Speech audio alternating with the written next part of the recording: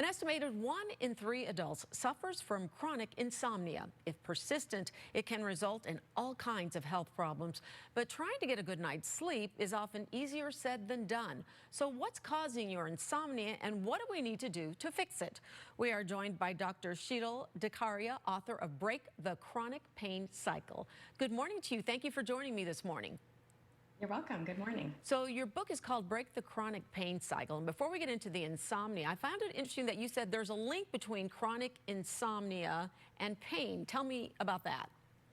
Sure. So many of my patients actually think that it's the pain that is causing their insomnia, and that's why they can't sleep. But actually, studies have shown that insomnia by itself is an independent risk factor for having pain because it increases your body's pain sensitivity, meaning that the same stimulus in someone that hasn't had a good night's sleep, they're more likely to have pain than someone that has slept a good 7 to 9 hours recommended sleep. Okay, now let's get right to this because I want to make sure to get all of these in. I know a lot of people are losing sleep these days, but you say there are at least 5 hidden causes of insomnia. So let's go through your list. The first one is wine. Yeah, so many people do use wine or some alcohol to fall asleep, and they think, oh, that wine makes me sleep better. And although wine and alcohol are sedatives, meaning that they do help you lose consciousness faster, you actually are not sleeping better. So what alcohol does is it impairs your REM, or a rapid eye movement sleep, and leads to disrupted sleep cycles. So you're not having a restorative night's sleep. And actually, that's why when you have some alcohol, you wake up the next day and you're feeling tired. So I know this isn't a popular recommendation, but instead of that nightcap, I recommend you drink some water, maybe some herbal tea like some lavender, chamomile tea that will actually help you sleep better and feel better the next day. Okay, next on your list is medications, right? Correct. Many medications, and these are very common medications, can actually cause difficulty sleeping. Some of those being blood pressure medications, a few antidepressants do it, steroid medication. So take a look at your medication list, see the side effects. If insomnia is listed as one, have a conversation with your doctor. Maybe you just need to change the time that you're taking the medicine or change the medicine altogether, but have a conversation with them first and see if there may be a link.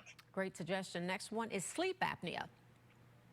Very common and very underdiagnosed. So if you find yourself sleepy during the day, maybe someone has said you snore loudly at night, there's something called the Stop Bang questionnaire. You can find it online or on my website. You take this short questionnaire, and if you meet risk factors for sleep apnea, you should talk to your doctor and actually get a sleep study. It's really important that you don't leave that sleep apnea untreated. Okay, and the next one you say don't eat late night meals. What happens with that?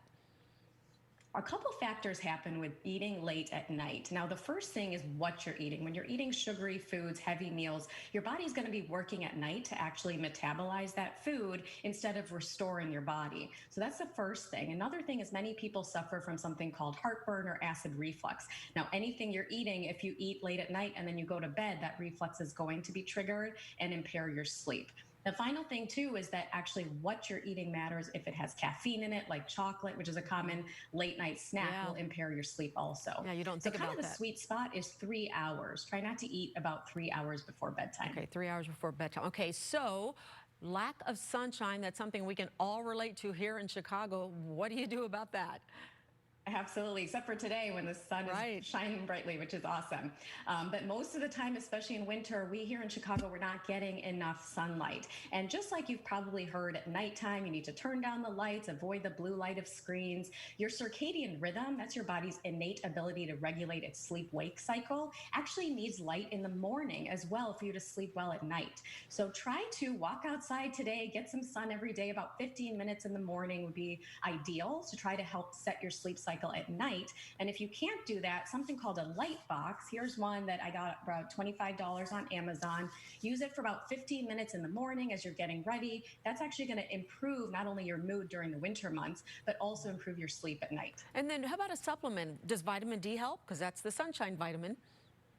So with sleep, it's actually really important that you actually try to get that natural light or some sort of light therapy more so than anything else. So vitamin D is certainly important. Many of us do have deficiencies of vitamin D here in Chicago. So certainly make sure you're checking your levels and maintaining your vitamin D, but really try to get that natural sunlight also. Dr. DeCaria, fun conversation with you this morning. Some great tips, and for our viewers, you can go to revitalizemedcenter.com. Thank you for joining me. We appreciate your time. You're welcome. Of course. Thank you.